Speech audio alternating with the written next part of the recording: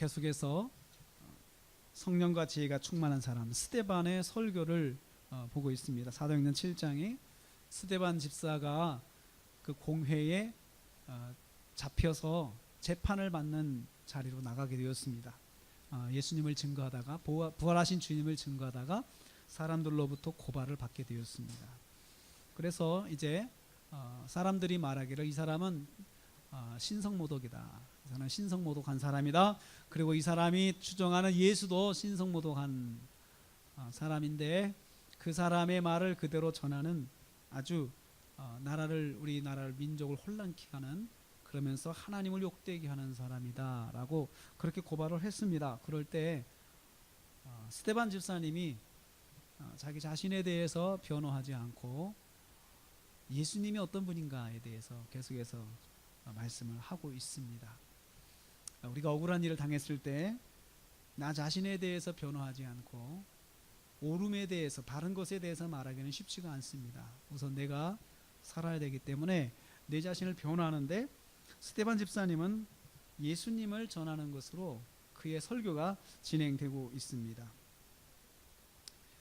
스데반 집사님은 모세부터 예수님까지 이어진 이스라엘 민족의 불순종의 역사를 지금 설교하고 있습니다. 모세부터 이르러서 지금까지 우리 민족이 얼마나 불순종했는지 거기에 대해서 역사적인 사건들을 들어서 설명하고 있습니다. 이스라엘 백성은 먼저 모세에게 불순종했습니다. 모세가 어떤 사람입니까? 36절 말씀에 보면 이렇게 소개되어 있죠. 하나님이 말씀하던 자가 곧 이 사람이다. 하나님이 이렇게 말씀하셨는데 이렇게 말씀했다고 전한 자가 바로 이 사람이다. 그렇게 말하는 걸 봅니다. 이스라엘 백성의 출애굽을 인도하고 애국과 홍해와 광야에서 40년간 기사와 표적을 행한 지도자가 바로 모세입니다. 이렇게 생각해 보면 대단한 사람 아닙니까? 10가지 재앙 하나하나가 그 사람의 선호를 통해서 하나님께서 이루셨죠. 그러면 참 그 사람이 하나님의 도구가 되었는데 정말 대단한 사람이에요. 정말 대단한 것입니다. 장자의 재앙뿐만 아니고 모든 재앙 하나하나가 이건 하늘의 사람이라고 하는 걸 보여주는 것이었고요. 또 40년의 광야 생활 가운데 먼저는 홍해를 가르고 홍해를 육지처럼 건너가게끔 인도했던 지도자였고, 또 반석에서 물이 나오게 하고, 또 만나와 메추라기로 이스라엘 백성들을 먹이고, 그러면서도 이스라엘 백성들을 향해서 하나님께서 진노하시려고 할 때 목숨을 걸고 중보기도해서 백성을 살리는 일을 했던 사람이 바로 모세입니다. 그 정도면 순종해야 되지 않겠습니까? 그 정도면 정말 고개가 절로 숙여지는 순종이 이루어질 거라고 저는 생각을 해요. 그런데 이 불순종이라고 하는 특성이 바로 그렇습니다. 불순종의 특성은 아무리 그렇다 하더라도 불순종은 꺾이지 않습니다. 순종하는 것은 정말 성령의 역사입니다.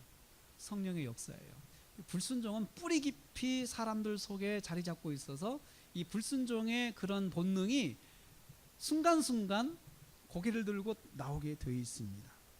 이런 선지자, 자기 목숨을 내걸고 중보기도 하면서 백성들의 생명을 구한 지도자, 그런 중보기도자, 이런 사람에게 순종하지 않고 누구에게 순종하겠습니까?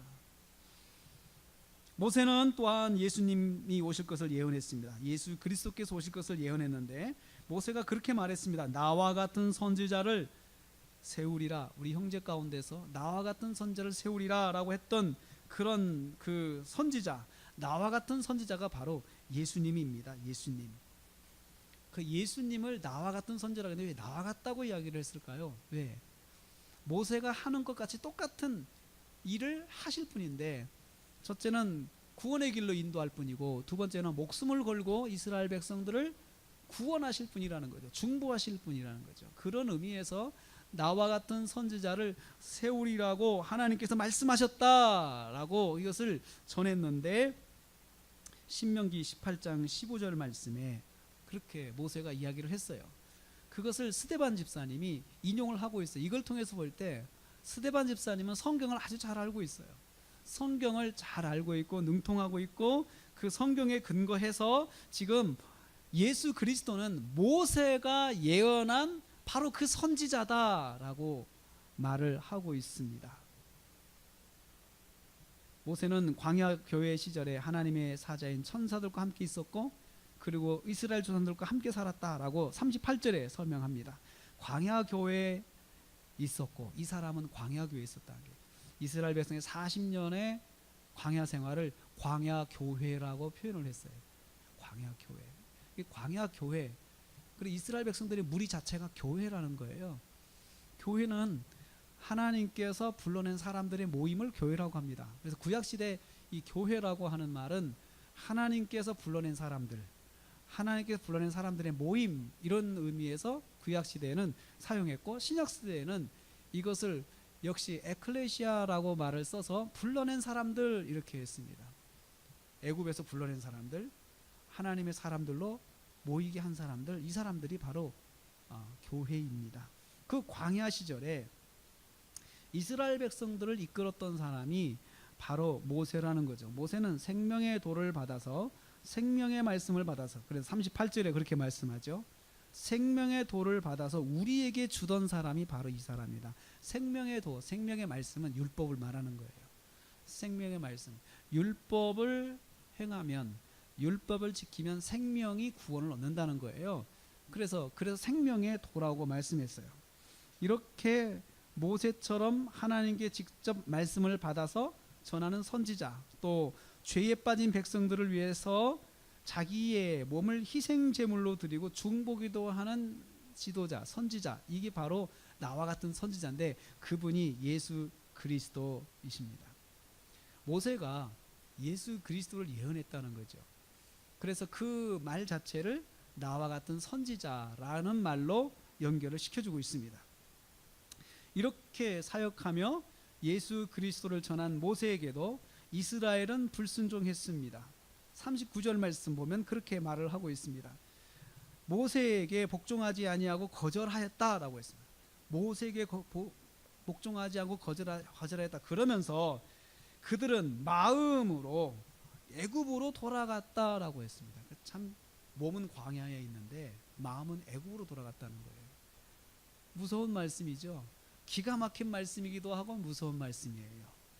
이 불순종이라고 하는 것이 얼마나 뿌리 뽑히기가 어려운 것인지 여기서 우리는 알 수가 있습니다. 하나님의 놀라운 은혜 속에 살면서도 불순종의 모습을 쉽게 보일 수가 있다는 거예요. 자, 은혜를 경험하고도 불순종을 쉽게 할 수 있다는 거예요. 이게 인간이에요. 이게 사람이에요. 나 자신이에요. 하나님께서 내게 특별한 은혜를 베풀어 주셨어도 하나님께서 내게 기도를 응답해 주셨어도 우리는 바로 불순종할 수 있는 사람들이에요. 내가 특별한 은혜를 입었으니까 나는 변하지 않을 것이다 라고 생각할 수 있겠죠. 그런데 그렇지 않습니다. 사실 인간은 그런 존재입니다. 특별한 은혜를 입고도 얼마든지 돌아설 수 있는 사람이 인간입니다. 이스라엘 백성 보세요. 홍해 건너왔잖아요. 10가지 재앙을 경험했잖아요. 홍해 건너올 때는 얼마나 기가 막히게 이 사람은 하나님을 찬양했습니까? 그런데 그들의 마음은 애굽에 가 있었다는 겁니다. 애굽에 가 있었다는 거예요. 그 마음속에 하나님이 온전히 계시지 않는 거예요. 그 기적을 경험하고도 하나님이 그 안에 계시지 않는 거예요. 왜 그럴까요? 저는 이게 참 궁금했어요. 도대체 왜 우리는 기적을 경험하고도 하나님이 우리 안에 온전히 거하시지 않을까? 왜 우리의 마음이 왜 애굽을 향해 가 있을까? 한쪽 구석은 왜 우리의 마음이 세상으로 가 있을까?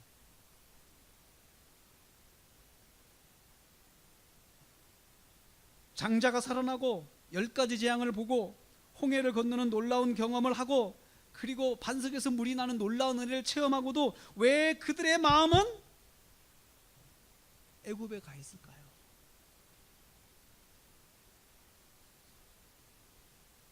불순종의 뿌리인 애굽의 삶을 마음에서 놓지 않았기 때문에 그렇습니다.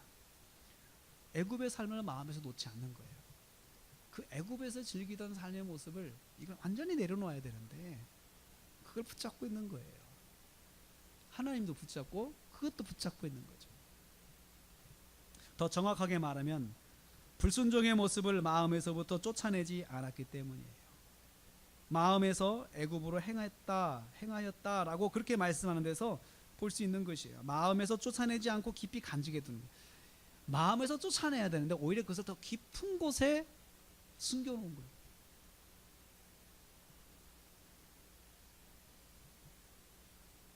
우리가 세상적인 것들, 이것들을 세상에서 우리가 구원받고 하나님의 자녀로 하나님의 은혜를 입고 그렇게 구원받았다는 고백하는 순간부터 이것들을 우리는 다 쫓아내야 됩니다.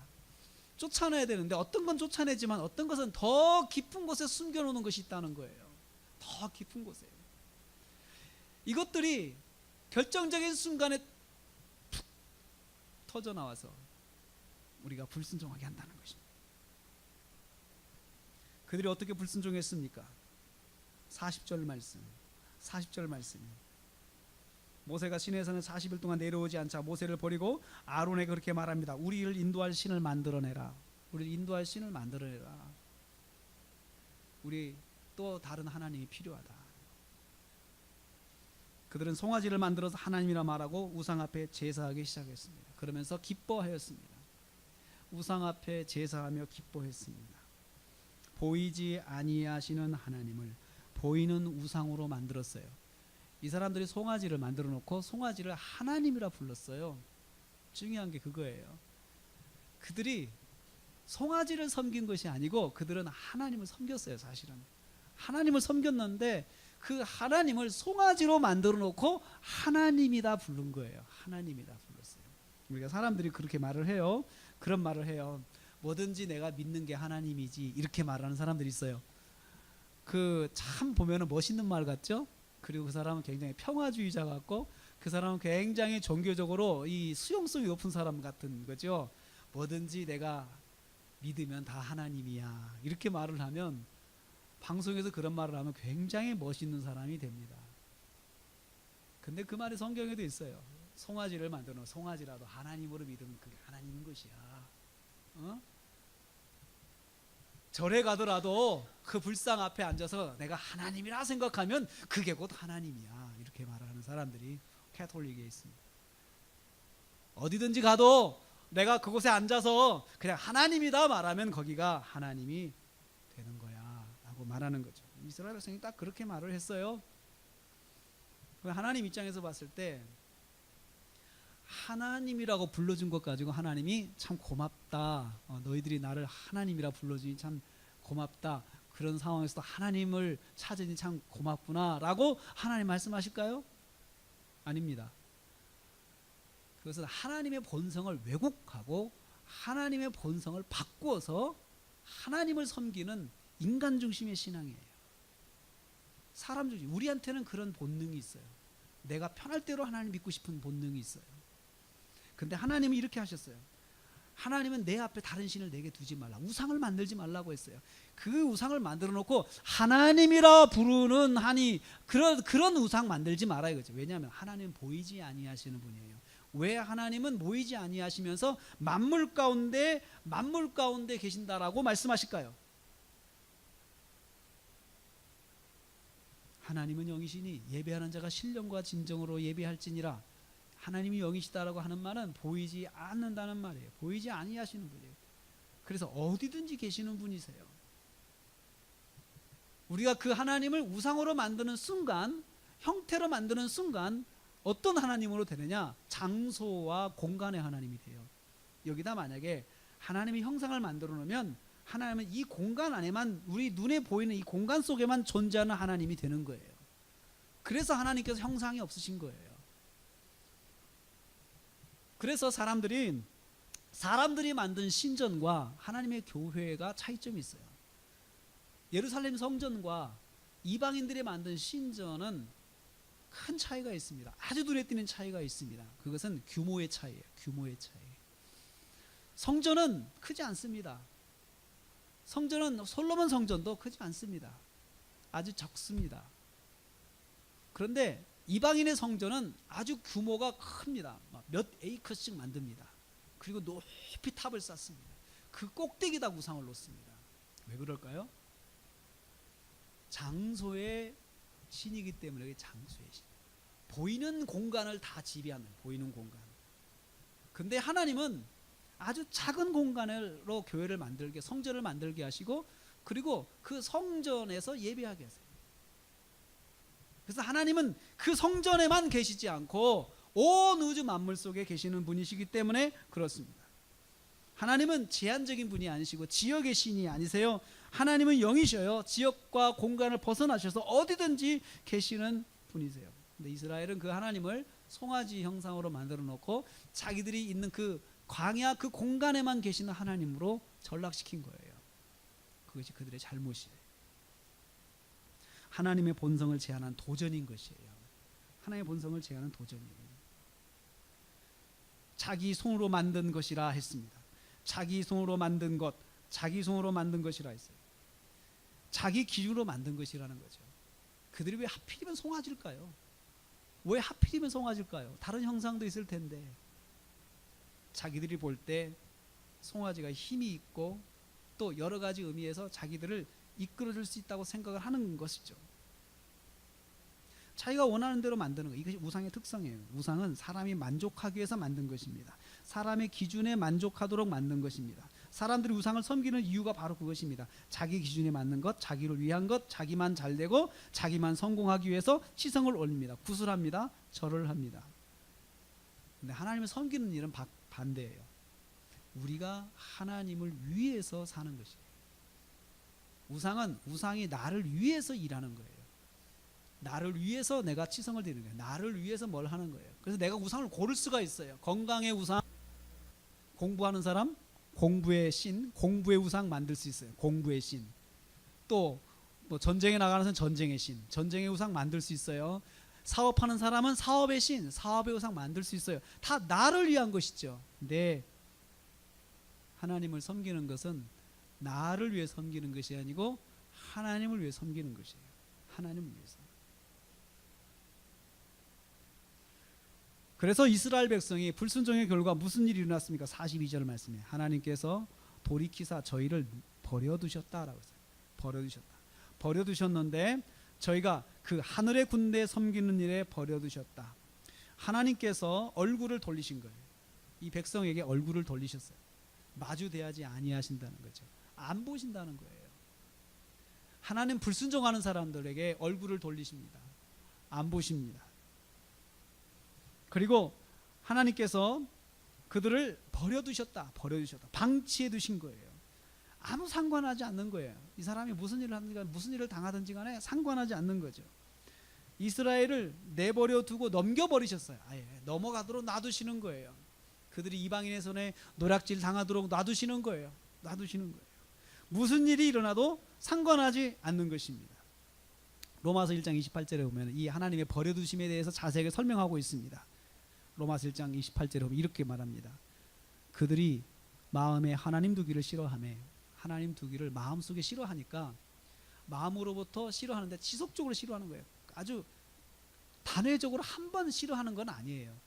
계속해서 습관적으로 이제 형성이 될 정도로 하나님 두는 걸 싫어하는, 하나님 두는 걸 아예 마음속으로부터 아주 너무너무 싫어하니까 하나님께서 그들을 그 상실한 마음대로 내버려 두사 합당치 못한 일을 하게 하셨으니. 먼저 사람이 마음에 하나님 두기를 싫어했습니다. 하나님 없는 삶을 지속적으로 살았습니다. 하나님을 상실한 상태가 되었습니다. 항상 하나님이 없는 상태입니다. 하나님이 없는 상태가 지속되면 하나님도 간섭하지 않으십니다. 내가 하나님 간섭받기 싫어해서 내가 마음으로부터 하나님을 밀어내고 그렇게 하나님에 대한 생각이 없고 그러면 하나님도 내버려 두십니다. 내가 예수를 믿는데 내 마음속에 예수를 믿는다고 하면서 예수님이 없고 하나님이 없고 내 마음에서 하나님을 항상 밀어내고 살면 언젠가는 하나님도 나를 밀어내십니다. 하나님도 나를 밀어내세요.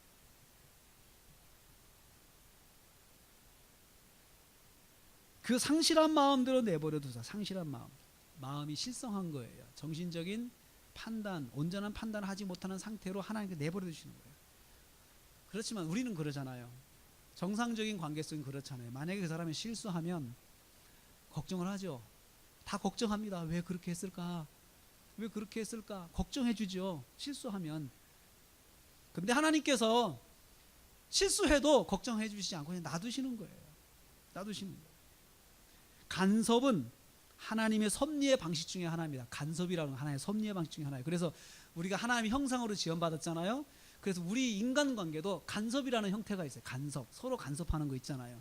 서로 왜 그랬어? 그렇게 하면 안 돼. 이건 간섭이거든요. 사실은. 근데 이게 하나님께서 우리에게 주신 하나님의 품성 중에 하나예요. 간섭이라고 하는. 건강한 공동체는 간섭이 있습니다. 하나님께서 우리에게 간섭하십니다. 우리에게 이렇게 간섭하십니다. 우리가 하나님 말씀을 들을 때, 하나님 말씀을 읽을 때 내 귀에 들려오는 것이 하나님의 간섭입니다. 내가 하나님 말씀 들을 때 내 귀에 들려오는 소리, 내가 하나님 말씀을 나눌 때 내 귀에 들려오는 소리, 왜 그랬어? 잘했다. 그건 잘못한 것 같은데 그건 하라. 그건 하지 마라. 내가 너한테 경고한다.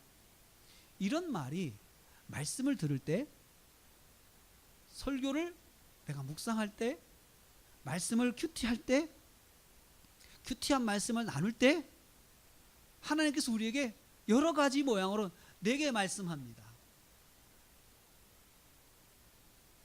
그 사람이 나한테 의도적으로 말한 것이 아닌데 내게 그렇게 소리가 들립니다. 이것은 간섭입니다. 하나님께서 성령의 음성으로 간섭하시는 거예요. 간섭은 하나님의 섭리의 방법 중에 하나입니다. 그런데 하나님께서 이러한 간섭을 거부하고 싫어하고 또 그 간섭 자체가 싫어서 하나님을 마음속에서 아예 뽑아낸 사람들한테는 하나님도 간섭을 안 하십니다. 그때부터 내버려 두셨다라고 했어요. 어떻게 내버려 두셨냐? 이스라엘 백성들 이렇게 내버려 두셨어요.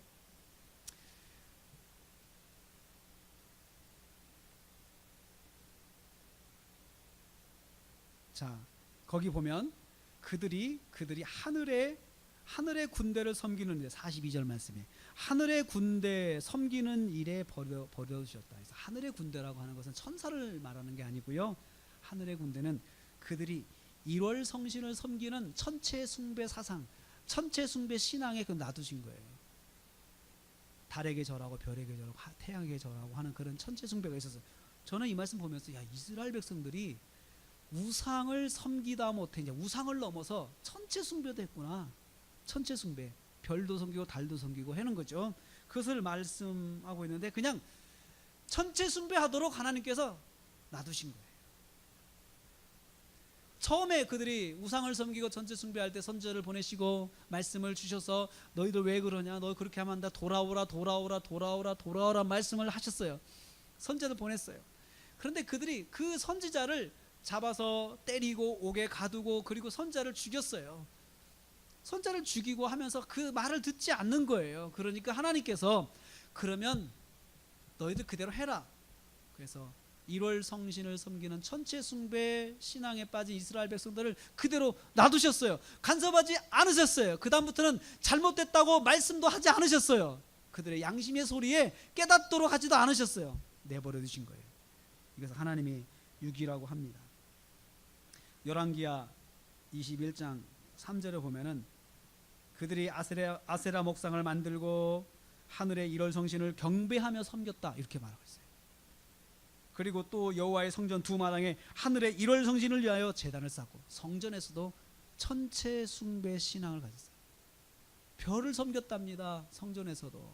여러분 교회 다니시면서 사주 보시고 사주팔자 보고 또 하는 거요. 그리고 여러분 뭐 별자리가 어떻고 뭐 이런 거 있잖아요. 여러분 예수 믿는 사람이 그런 말하면 안 되죠. 우리 아들은 별자리가 뭐 무슨 별자리래. 이게 뭐냐면 천체 숭배 신앙이에요. 천체 숭배예요. 별이 어떻다는 거예요. 별이. 사람들은 별자리로 점을 치고 또 그럽니다.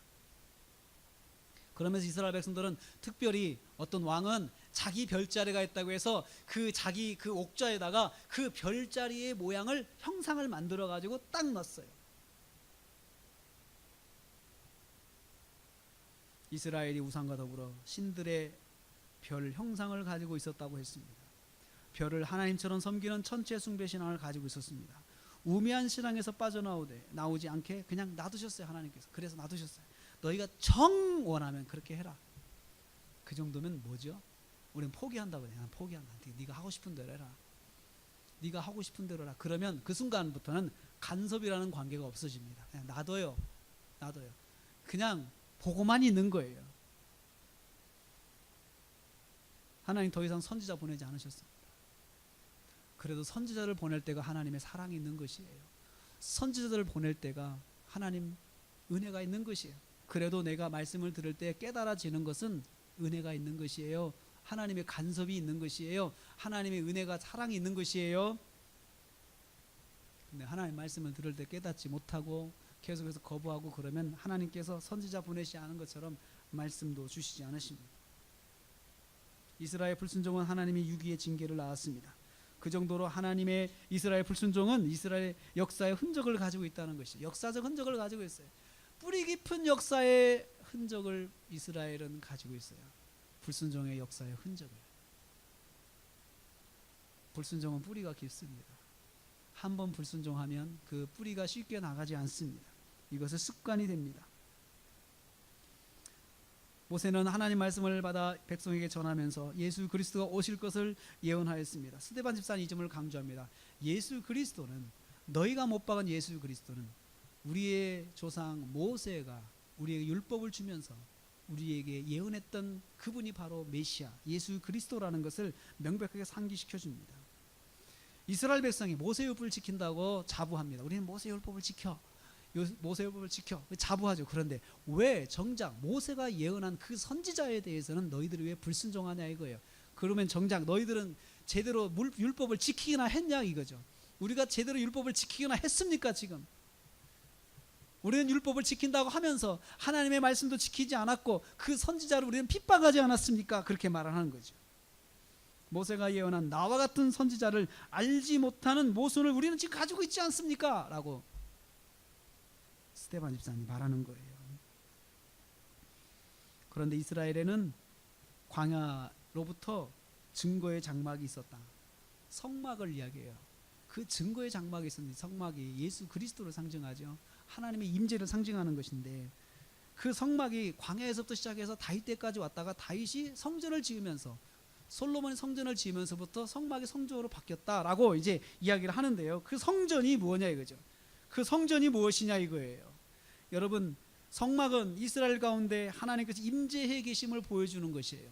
성전은 하나님이 임재하고 계신다. 이 민족 가운데는 하나님이 함께 하신다는 걸 보여주는 것이 바로 성막이고 성전인 것이에요. 성전인 것이. 동시에 이 민족은 하나님을 섬기는 민족이다라는 걸 보여주는 것이 성전이고 성막이었습니다.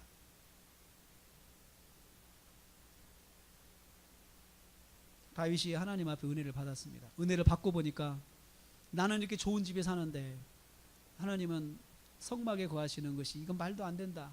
이 생각을 했어요. 그래서 내가 성전을 지어야 되겠다. 이 성막을 이제 더 이상 이렇게 놓지 말고 이 법궤를 성전에 모셔야 되겠다라는 생각을 했습니다.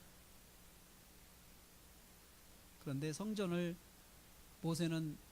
다윗은 짓지 못했습니다. 하나님 허락지 않으셨죠. 대신 솔로몬이 지었습니다. 다윗은 갈망만 했습니다. 갈망. 이걸 통해서 하나님께서 모든 사람이 갈망한다고 다 모든 사람에게 주시는 건 아니라는 걸 알 수 있습니다. 어떤 특별한 것은 모두가 갈망해도 하나님이 특별한 사람에게만 주는 것을 여기서 볼 수가 있습니다. 솔로몬의 성전을 지었을 때, 하나님을 위해서 성전을 지었을 때 하나님께서 솔로몬에게 말씀하셨습니다. 이렇게 말씀하셨습니다. 49절 50절 말씀. 주께서 이르시되 하늘은 나의 보좌에 땅은 나의 발등상이니 내가 나를 위하여 무슨 집을 짓겠으며 나의 안식할 처소가 어디냐? 이 모든 것이 다 내 손으로 지은 것이 아니냐 함과 같으니라 라고 말씀하시면서 내가 그 집에만 거하는 것은 아니다. 네가 지은 성전이 그래 내가 거할 곳이라고 만들었지만 나는 그 집에만 거하는 존재가 아니다라고 말씀하시는 거죠. 나는 하늘이 내 보좌고 땅이 내 발등상이고 너가 어떤 안식처를 지었다고 해서 내가 그곳에 거하는 것은 아니다 라고 말씀하시면서 이 모든 것 다 내가 지은 것이 아니냐, 나는 이 모든 것들 가운데 함께하고 있다라고 그렇게 말씀하셨습니다. 성도 여러분, 하나님은 모든 곳에 계시는데 왜 굳이 성전이 필요할까요? 성전이 왜 필요할까요? 하나님께 성전을 왜 받으셨을까요? 성전은 하나님의 임재의 상징입니다. 하나님이 함께 하신다는 거죠. 왜 이 땅에 교회가 있습니까? 하나님께서 이곳에 함께 하신다는 걸 보여주는 것이 교회가 보여주는 상징입니다.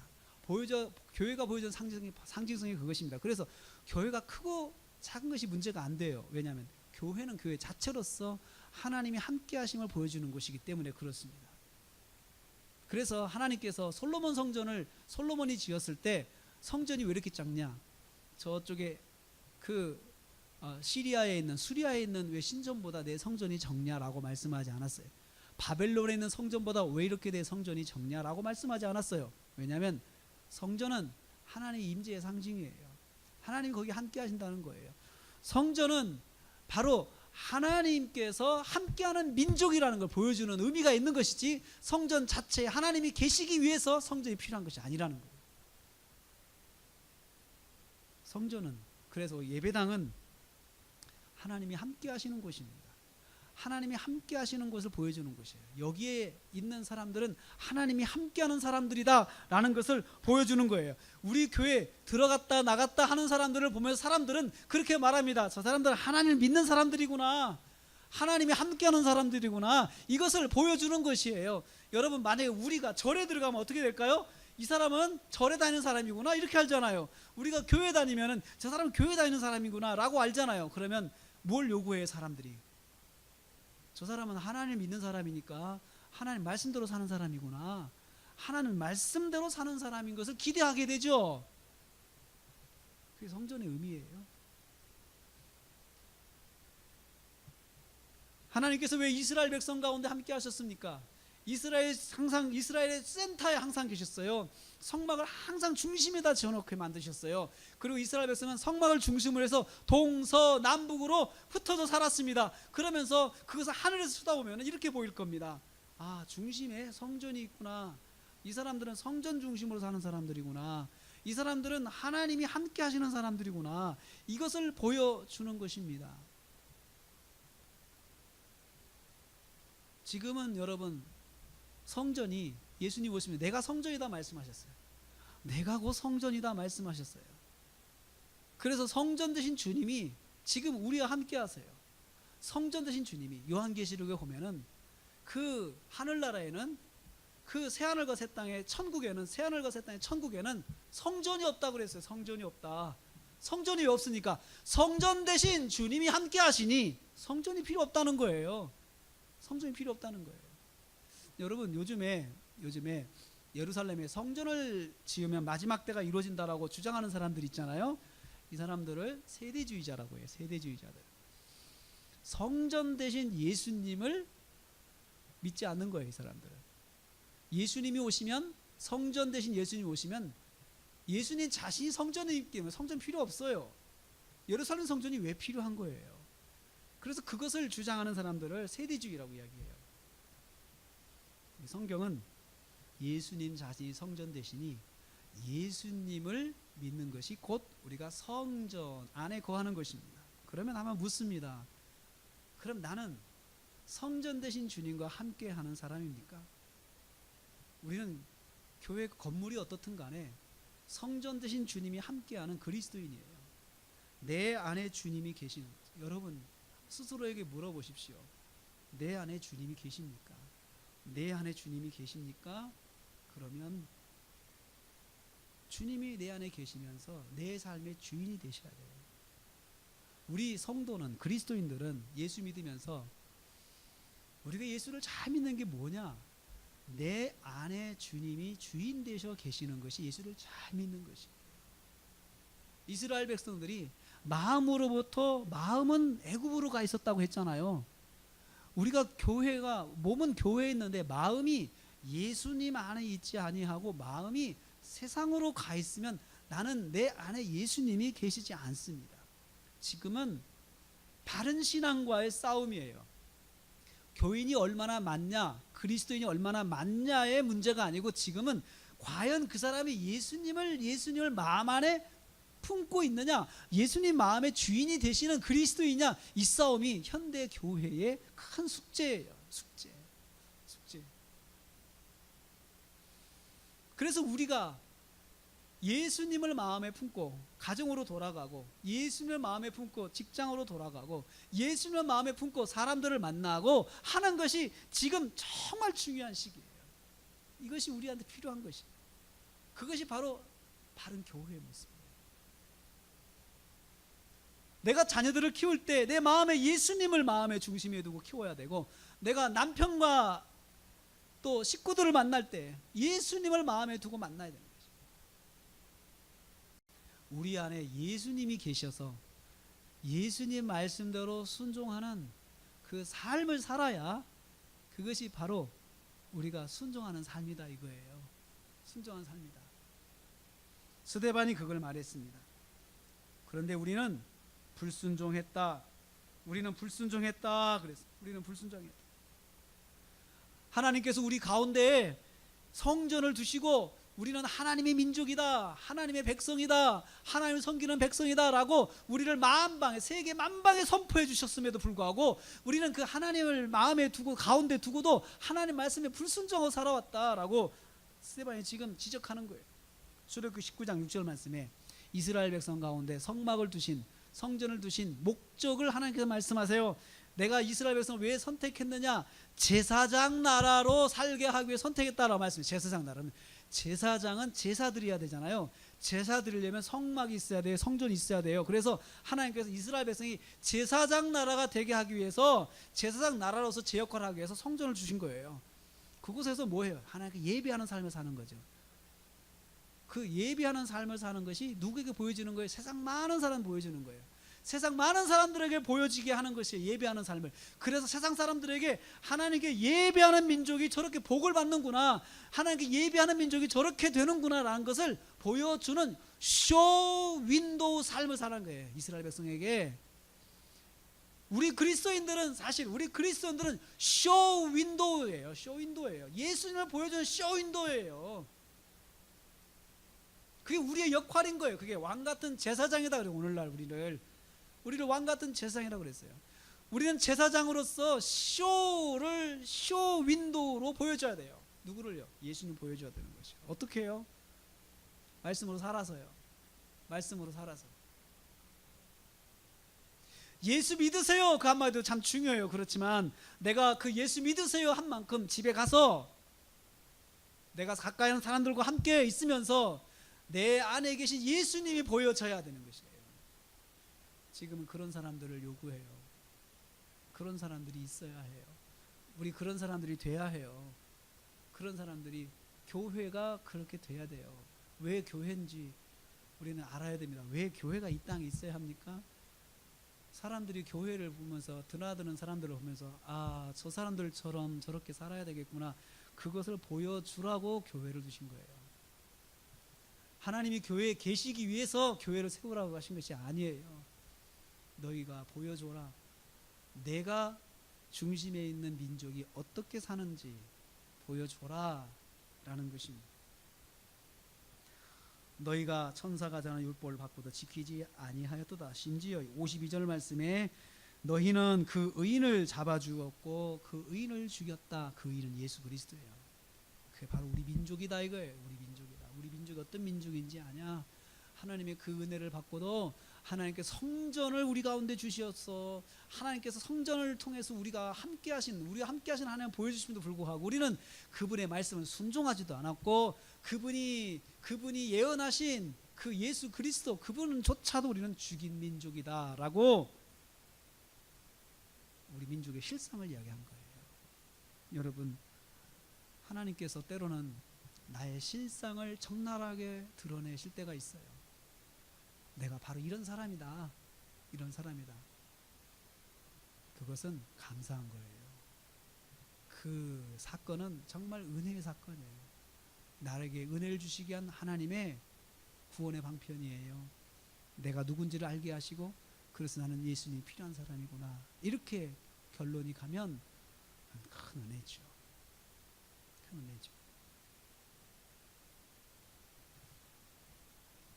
성도님들, 우리는 우리 안에 예수님이 계신 사람들입니다. 성전이 왜 우리가 이곳에 예배당에 모여서 예배를 드리고 우리가 교회 간판을 세워놓고 여기가 나라 교회입니다 라고 우리는 간판을 보여주면서 왜 여기에 들어오고 나가십니까? 왜 나가는지 아십니까? 우리는 예수님 안에 있는 사람이라는 것을 보여주는 것이에요. 성전 대신 예수님 안에 있는 사람들이다. 성전 대신 예수님과 함께하는 사람들이다. 그걸 보여주는 것이에요. 그래서 성전 대신 예수님이 말씀하신 것도 순종하며 살아야 돼요. 그것이 우리 세대가 회복해야 될 교회의 모습이고 우리의 믿음이에요. 사람들한테 누구가 잘못해서 그렇다라고 손가락질을 하기 이전에 내 자신이 그런 사람이 되어야 된다고 생각을 해요. 그게 성령께서 우리에게 원하시는 거예요. 이 땅의 교회가 우리는 회복돼야 된다고 말을 합니다. 근데 그렇죠, 교회가 회복돼야 되죠. 그렇지만 그 전에 내가 회복돼야 돼요. 내가 예수님을 중심으로 해서 사는 사람, 내 안에 예수님이 거하시면서 내 삶의 주인이 되시고, 내가 그렇게 되면요 다른 사람이 나를 보면서 예수를 알게 될 것입니다. 그러한 교회, 그러한 성도, 그러한 저와 여러분 되기를 축복합니다. 기도하겠습니다.